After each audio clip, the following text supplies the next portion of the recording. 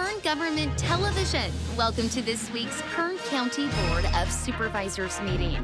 Originating from the County Administrative Center, located at 1115 Truxton Avenue in Bakersfield, California. Grounded in ideas, energy, and innovation, Kern County's vision is to be a driving force for the world's fifth largest economy. And our mission is to exceed expectations of the communities we serve, changing the way they feel about government, those who manage it, and the services it provides. Today's Kern County Board of Supervisors meeting will convene momentarily.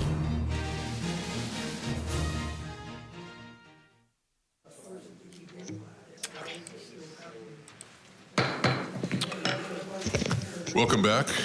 Call to order the afternoon session of the regular meeting of the Board of Supervisors on Tuesday, February 27th, 2024. Board to reconvene. The first item is roll call. Supervisor Peters. I made it. Supervisor Scribner. Here. Supervisor Flores. Here. Supervisor Couch. Here. Supervisor Perez. Here. Next item is a report on actions taken in closed session. Ms. Rezan. Thank you. Good afternoon, board members. In closed session this morning, you met on items 46 through 51, and there is no reportable action. Okay, thank you. The next item is the consent agenda. All items listed with a CA or a C above the item number are considered to be routine and non-controversial by county staff. We can act on those all in one motion. Is there anyone here? I can tell you a whole lot about the consent agenda, but I'll also tell you which items those are. Starts on page 2 of the afternoon agenda, items 3 through 5. Page 3, items 6 through 8. Page 4, all the items 9 through 13. Page 5, all the items 14 through 19. Page 6, all the items 20 through 26. Page 7, items 29 through 31. Page 8, items 32 through 37. Page 9, items 38 through 43. And page 10, items 44 through 48. Is there anyone here that would like to make a comment on any items on the consent agenda? I'm sorry, I didn't understand if that meant a comment on just what you referred to or the stuff that we came for. Sir, could you come to the microphone and I don't know, what did you come for? I would like to speak about something of concern. So, But not on the consent agenda. that's what I was asking right now. If you meant what our comments were in regards to what you just said, or for our own comments that we came for. Well, I don't know what you want to say. So let me think. Who's on first? I'll be Karnak here for a second. So if it's an agendized item, then you want to speak now. If it's an item that's not on this agenda, you want to bring something to our attention. I'm sorry, I just don't know what's on the agenda. I'm prepared to answer that right there. Well, let's try this again. What do you want to talk about? My whole thing is the violence. There's 13-year-olds.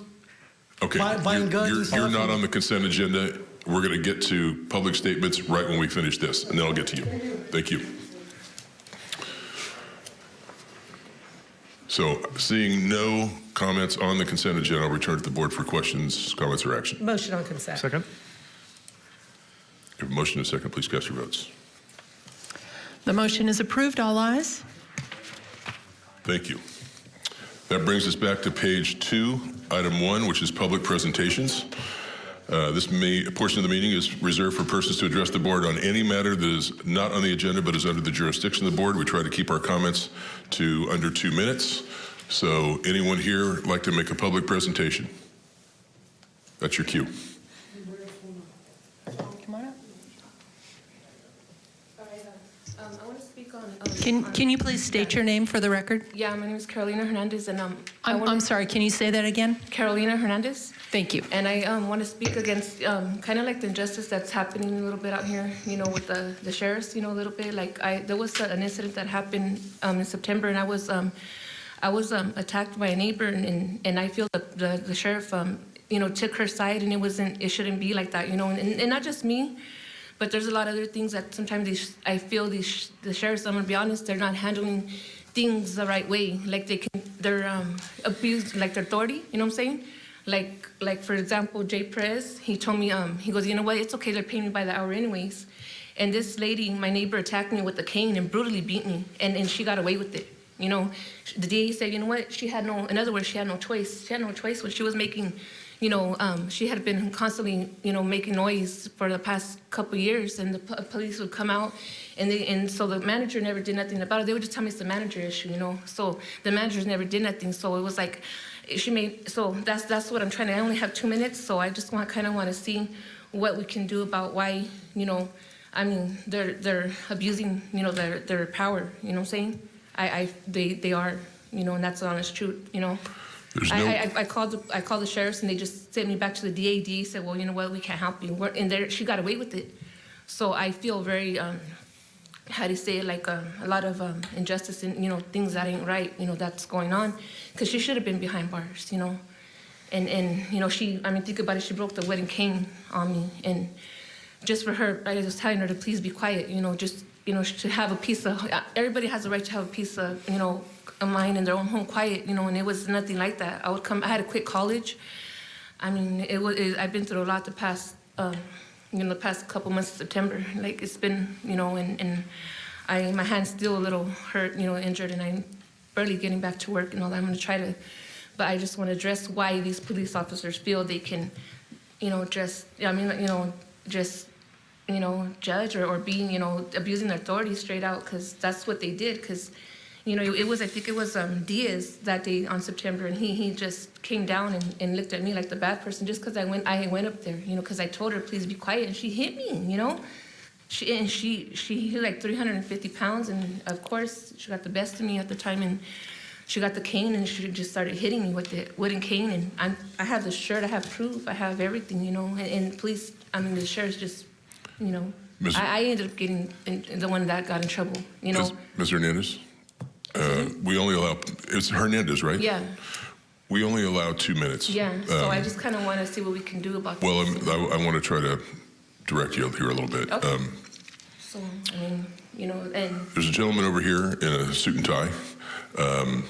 Could you give him your contact information, and we'll have somebody, there's nobody here from the Sheriff's Department right now that you can speak with. They're here, we're here in the morning session, but I don't see any of them here right now, so. Yeah, because I called them, you know, and they just sent me back to the DA, and DA said... I understand, but we're gonna, if you'll give your contact info to Mr. Zervis right there. Go ahead. Mr. Zervis, you want to make a comment? Sorry, Chairman Couch, you know, I would recommend that she actually go to the 4th floor and get a claim form and have that filled out. That way we would have not just her information, but yeah, more information on the underlying issue. Yeah. I'm sorry, the clerk has overruled our CAO. You need to go to the 5th floor for the claim form. So the 5th floor get a form, same as like on like a claim form, okay? Yeah, because... Margaret, do you have, sorry, hold on just a second. Do you have them on your, go ahead. Thank you. Supervisor Couch and board members, I believe that there are copies of the claim form on both the 4th and the 5th floor. And if the speaker was interested, she could go to the 5th floor, and when you just get off the elevator, the desk that's there, the office that's there, ask for a copy of a claim form against the county. Then once it's completed, it does need to be returned to that same office on the 5th floor, and then that gives the information sufficient for the county to at least look into it. May I ask a question? Supervisor Perez. Thank you. Could she fill that out on the 5th floor right now and just, is there the capacity to do that? You don't have to take that home and bring it back. You're here, you can go up to the 5th floor, you know, they'll give you the paperwork. They're very gracious, wonderful people there. Fill it out to the best information that you can remember, and then we get the ball rolling. Yeah, for sure. Thank you, Mr. Chairman. It's helpful if it's legible. In case you have trouble or need to With go, anything, that's yeah, my for sure. Okay. Thank you, sir. All right. Thank you. Thank you. Okay, we're still on item 1, public presentations. Are there any other public statements today? Yes, ma'am. Please give us your name and proceed. Lisa Smith. Thank you, Mr. Chairman. I'm here today in kind of a weird situation that about 3 years ago, I found myself wandering between county offices trying to find somebody who could help me. Before Mr. Flores' office, before I had contacted them, and I wandered into the CAO office, and Mr. Zervis wandered out. And what I found was the epitome of a servant. He was very humble and very gracious to me. I've never met before, and took the time to listen to me and not tell me I was too old, too naggy, too complaining, wanting too much. And he actually took the time to get me to the right people and make sure that my issue was resolved, and has kept this good relationship between my community and Mr. Flores' office and his office going, so that my community is now changing due to a lot of really hard work by Mr. Flores' office and Mr. Zervis stepping in when that needs to happen. So when I read in the paper that he was leaving, I cried, and then I got a substitute teacher because I wanted to be here for his last meeting. And I wanted to say that I'm going to miss you a lot. And I wanted you to take a piece of Bakersfield with you in Kern County. So I hope that you and your family will enjoy this, courtesy of me and my husband, and make some memories that you can take with you. Godspeed. Yeah. Nice.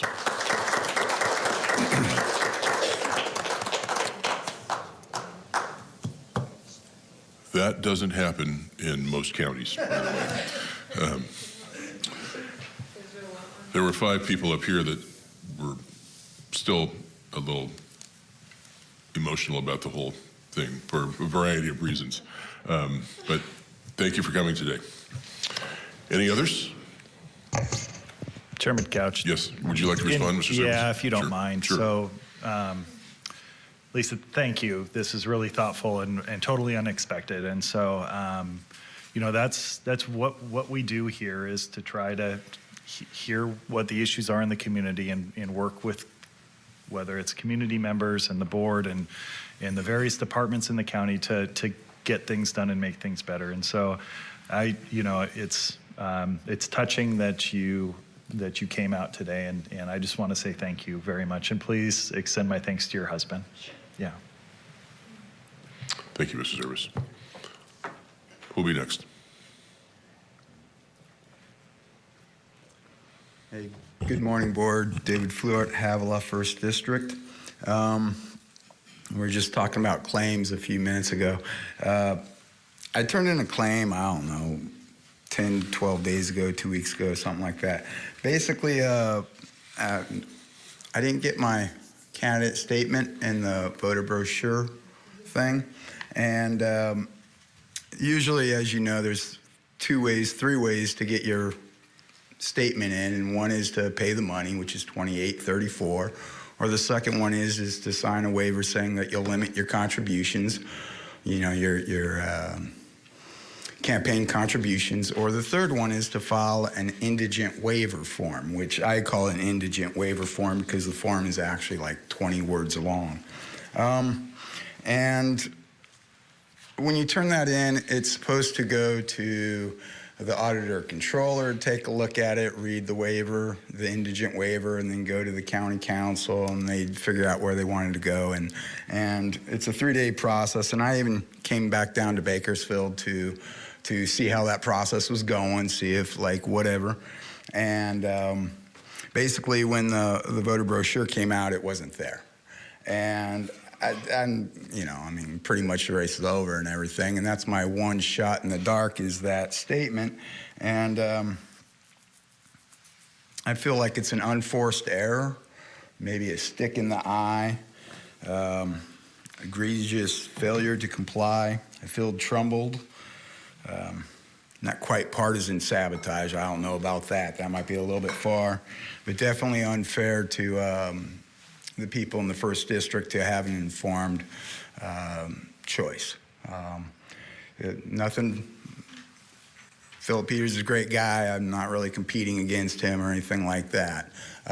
Anyways, that's just kind of a problem, and there was really no effort to figure out any kind of a solution. So I feel bad about that.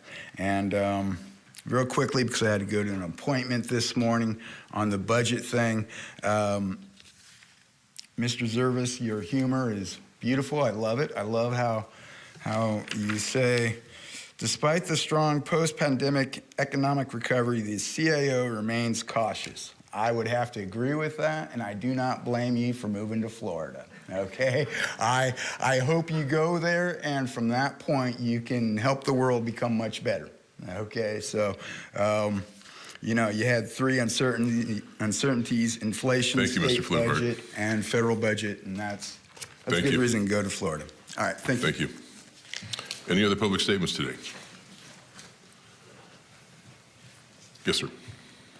Yeah, hi everyone. Thanks for being here and having this. My name's Joaquin Veleta, and yeah, I come with pain, with hope, with love. So my thing is, you know, the problem is the increasing violence where people are just getting shot and killed at gas stations over gas pumps, and just any argument, and I mean, you name it, you know. And what I'm looking at is how, like, my parents were not street hood gang members. If I was a kid, I mean, if I had kids, it's my age right now. I'm 44 now. We're the ones that are having the kids that are a lot. You know, people at my age are like the next generation, the first generation of gang members, or like, you know, the violent ones. And so now every generation that's having a kid, they're starting off at a younger age. You know, they're starting off since birth, already into gang culture, and violence is the way. And they're telling their kids, like, hey, did you beat them up, or, you know, they're instilling in their kids violence. So what I'm shooting for is I was wondering if I could get into the field of nonprofit, opening up programs towards violence prevention, conflict resolution, domestic violence. I know there's classes out there, but I'm just wondering if someone could steer me the way. If I'd like to get into that myself, to actually create programs. And I could sit down with anyone and I could give more in detail what that program will entail. But for now, that's just, I'm just trying to find a way to get into that right there. Would you leave your contact information with the same gentleman over here? Okay, thank you. Thank you. All right, thank you all. You bet. Any other public statements today? Seeing none, we're going to go to board member announcements and reports. We don't have any, but I have one. I would like to take a moment here. I'm going to play a little video. While the video is playing, I'm going to go down to the podium and we're going to recognize a gentleman named Scott Taylor, who is in the audience. Go ahead and go now. Thank you. Yeah, let me put.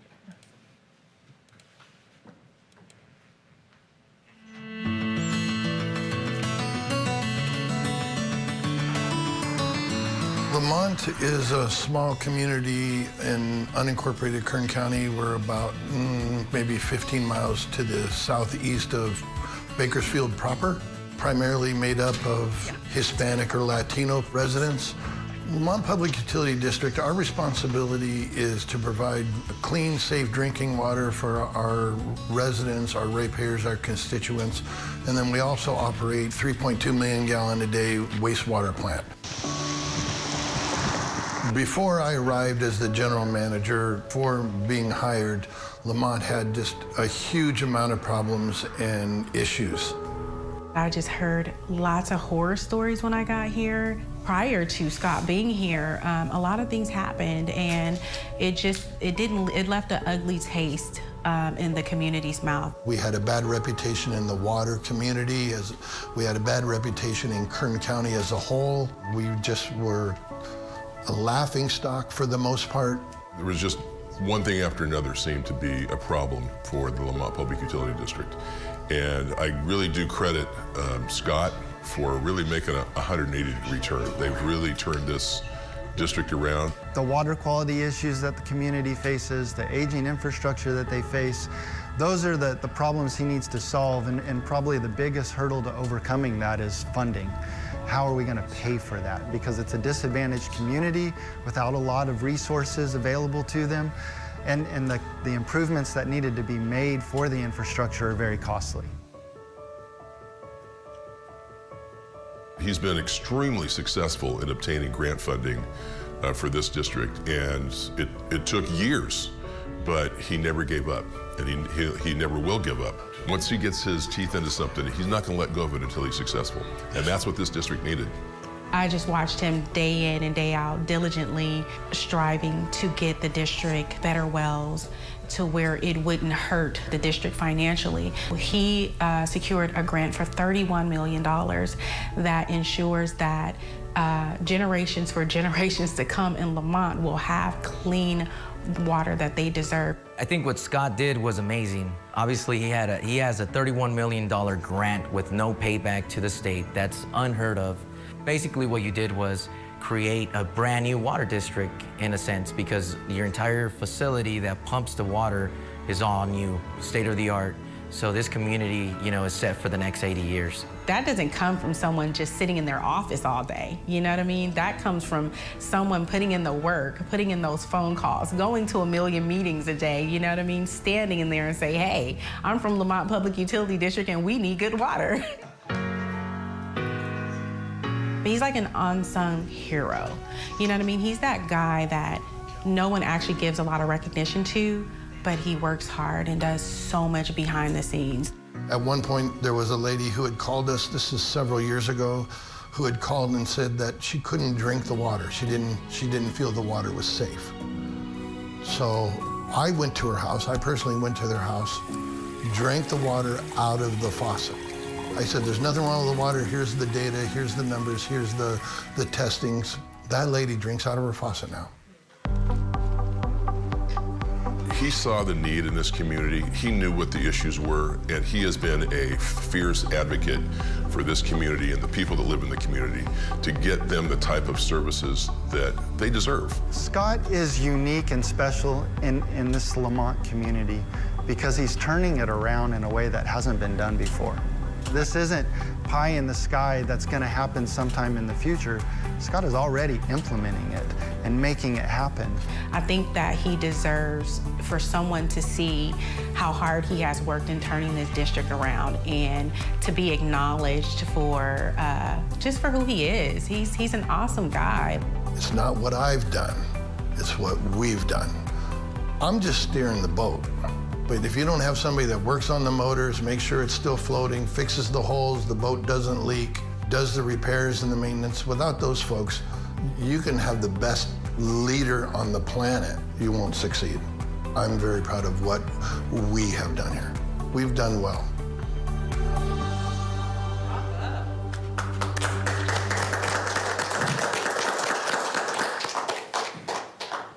Oh, he's here.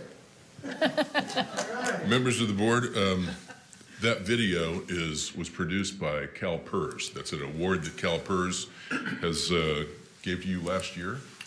Correct. And you're also going to be the recipient of one of the Kern Cog regional awards here on March, whatever that is, 17th? 16th? 17th? I think it's the 7th. Next month. Check your calendars for that. Anyway, I want to read the certificate of recognition into the record. I want to present it to Scott and allow him to say a couple of words. As you will recall, a few years ago, LPUD, as it is affectionately known, or Lamont Public Utility District, was not in a good position, and it is in a fantastic position now, and it's really due to a lot of the work that Scott has done. In honor and recognition of receiving the CalPERS 2023 Spotlight on Excellence Award for securing State Water Board grant funding for critical repairs and upgrades necessary to provide safe, affordable drinking water to Lamont residents, and for exemplary public service and civic contributions to the community in Kern County. That's how this reads. It's dated today. It's signed by all of us. Scott, I want to present this to you and thank you on behalf of the people of Lamont and in your district for all the work that you have done for them. He will say he's gotten these grants because he's the squeaky wheel, but they don't just give grants out to squeaky wheels. You got to have good grants in place, and you got to be addressing the need of the community, or the squeaky wheel is just a squeaky wheel. Congratulations. Thank you very much.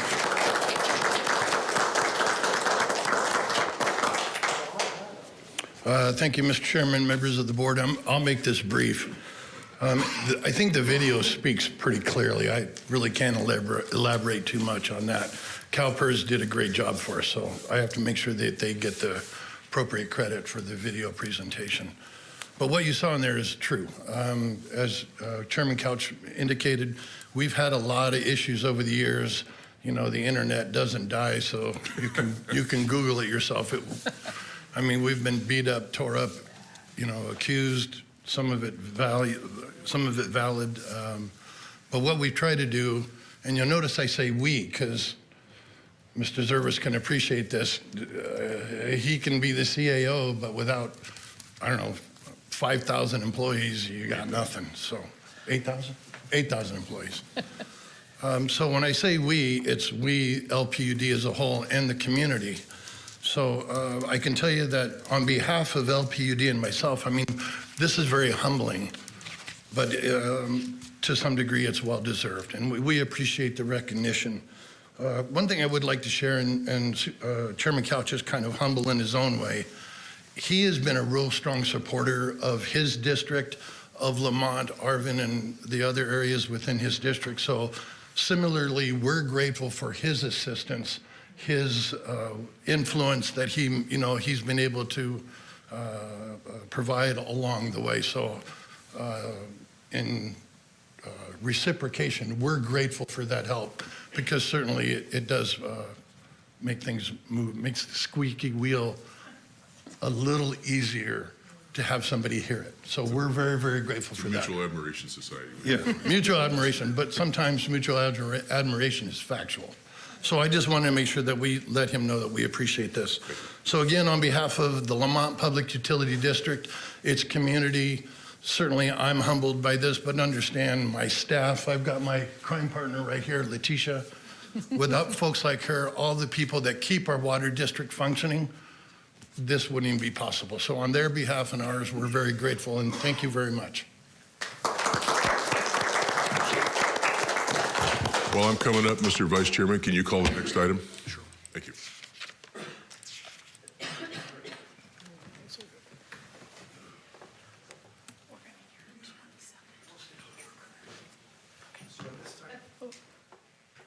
Thank you. At this time, we'll be hearing item 27 and 28 concurrently. Mr. Hill, will you be leading us off? Mr. Zervis. Yes, Supervisor Flores and board members, this is another opportunity to highlight to the community the investment that your board has been making and continues to make in our parks and facilities throughout Kern County. We've been bringing these to you at the appropriate time as they're coming before you for a decision, so that the community knows what to expect and what's coming. This has been an unprecedented year with well over $15 million of investments in parks and public facilities, and this is another example of that, and something that is going to be underway very soon. So I'm going to turn it over to Mr. Hill to present these two items. Thank you, Mr. Zervis. Thank you, Jim. Chairman, Vice Chairman, and members of the board, I'm here again today to talk about items 27 and 28 concurrently. We continue, as Jim says, continue to do great things in our parks and bringing projects, more and more projects to this board for approval and for construction and then for service to the community. So we've got two projects, the Boron Skate Park and the Roseman Skate Park, both in District 2, I believe. And so we'll just talk really briefly about them. Boron Skate Park, this is the site plan of the existing park, and it shows the new skate park identified there in blue, ADA paths of travel, and some other work that we're doing. This is an isometric view of the actual skate park features. These are, for the most part, precast construction elements or concrete elements that are then sort of stitched together with new concrete. Really, really happy with the design that we got for this. This slide shows a brief overview of the scope of work, which is to demo existing concrete paving, installation of the concrete skate park, construction of new ADA accessible paths of travel. So this will be fully accessible from the parking lot to the feature, and modification of existing irrigation. If approved today, our bid opening will be April 9th. We'll award contract in later April with anticipated construction start of June and anticipated completion in December. On to Roseman Skate Park. This is a little dressier site plan, but it shows the location there adjacent to the parking lot of this project, and it includes the ADA path. This is a little bigger. More funding was available for this particular park, so it's a little bit more elaborate skate park in Roseman. The scope of work for this one will be the concrete skate park, ADA path of travel, and modification of existing irrigation. And this has a construction estimate of $730,000. This particular skate park mirrors the schedule of the previous one. If approved today, bid opening in April, contract in April, construction start in June, and anticipated completion in December.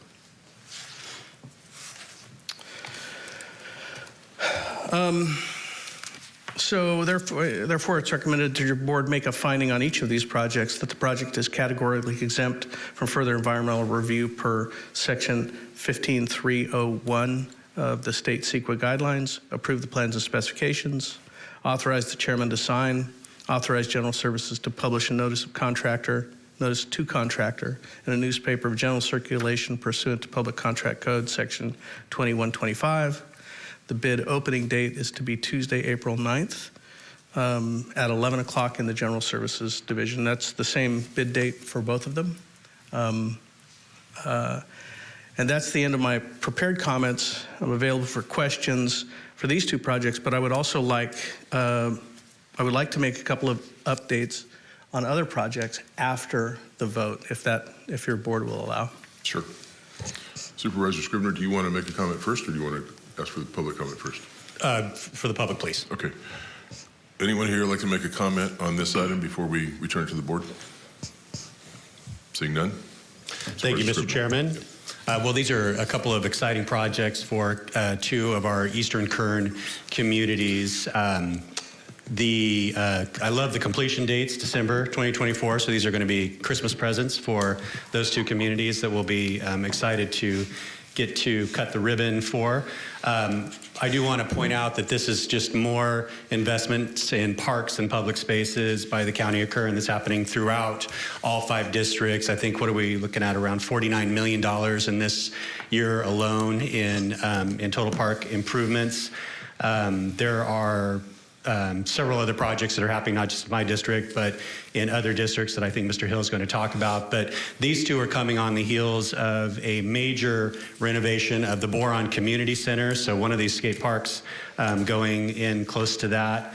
And in addition to that, the tremendous pool renovation that we did at Jim Williford Park in Roseman. So Roseman and Boron getting two very, very exciting improvements on the heels of two very much needed projects. So I want to congratulate General Services and thank the CAO's office for their stewardship and support of these projects, and congratulate the community on seeing these come to fruition. And so I will make a motion on staff's recommendation for item 27. And I'm going to ask council, we're going to vote for one, and we'll go to 28 afterwards. Okay, very good. So I'll make a motion to approve staff's recommendation on item 27. Second.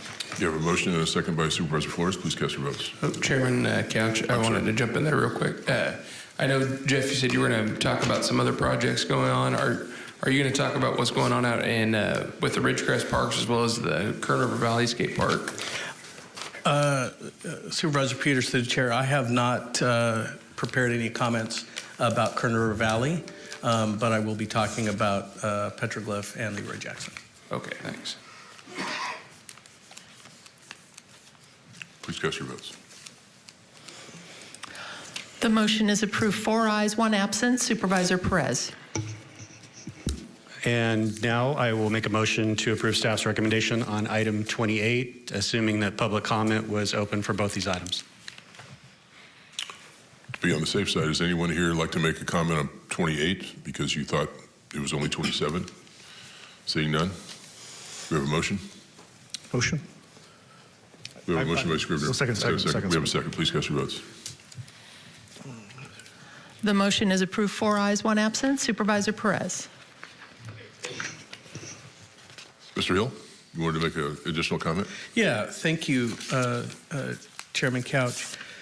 So a while back we talked about the Adopt a Park program, and I'm going to continue to bang this drum every time I'm up here.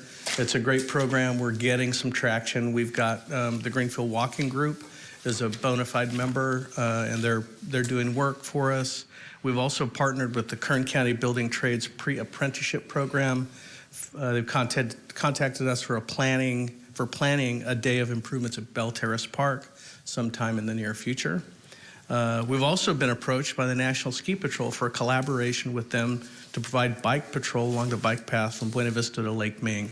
Now that will include a collaboration with the City of Bakersfield and County of Kern. Between the two of us, we own, I think, all of the land on the bike path.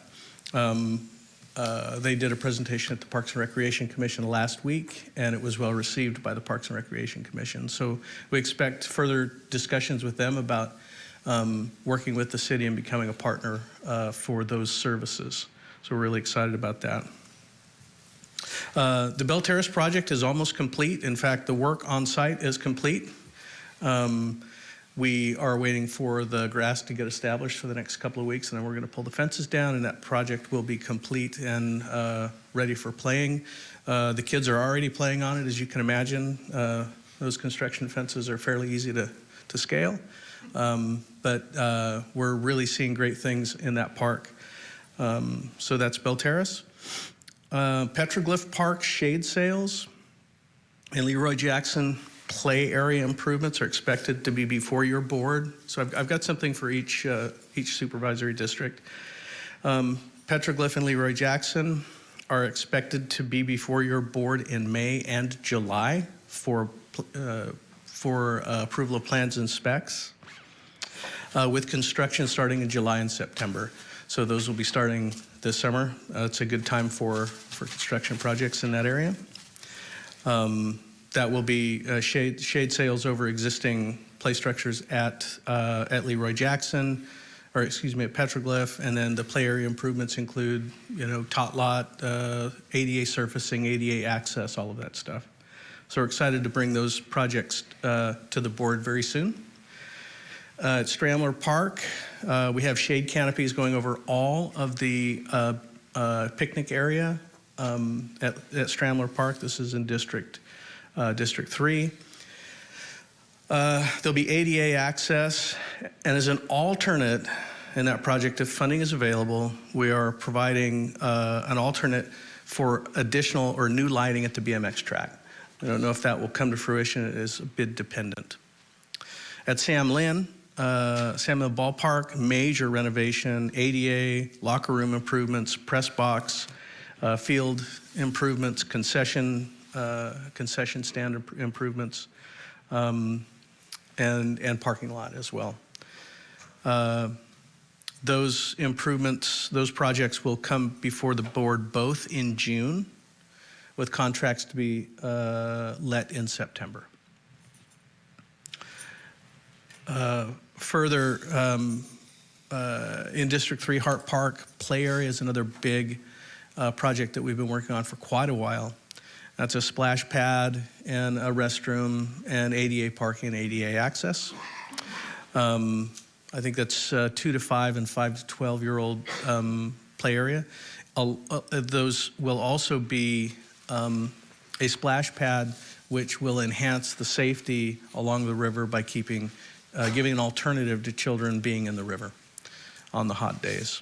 So we're excited that that one's coming before your board in March, with construction starting in June.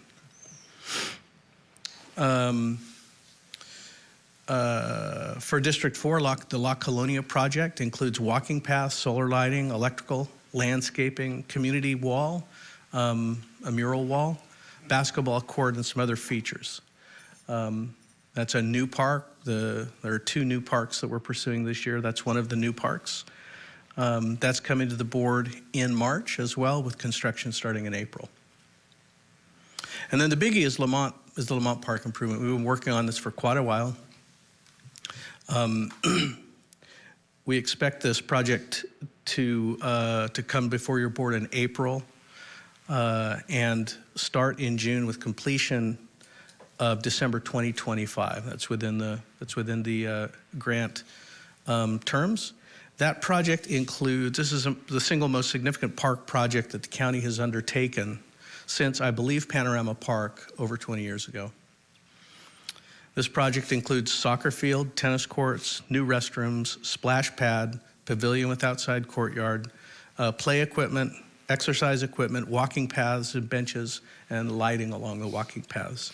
It's a significant improvement over what's there, and something that it's a tremendous investment for the community in Lamont. That really ends my updates. I'm available for any questions if you have them. We don't need any public comment. Any board questions or comments? Have you had any interest in the Adopt a Park program in Lamont? I'm not aware that we've been contacted, okay. But we are, they just need to get a hold of me, our office. Isaac Preston is taking over for Carl Brewer, so he can be reached as a resource as well. Okay. Thank you very much. Seeing no other comments, I think I just need a motion to adjourn to Tuesday, March 12th at 9 a.m. So moved. Without objection, we're adjourned. Thank you.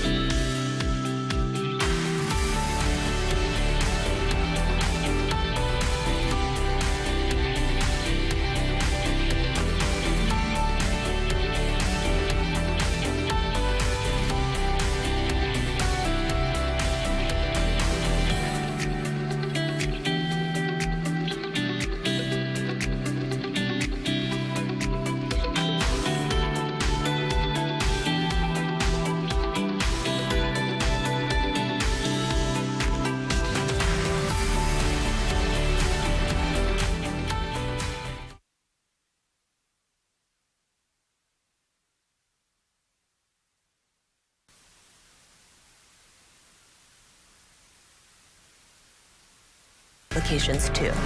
The company that resulted from this LLM-based work doesn't just provide satellite images to Google Maps.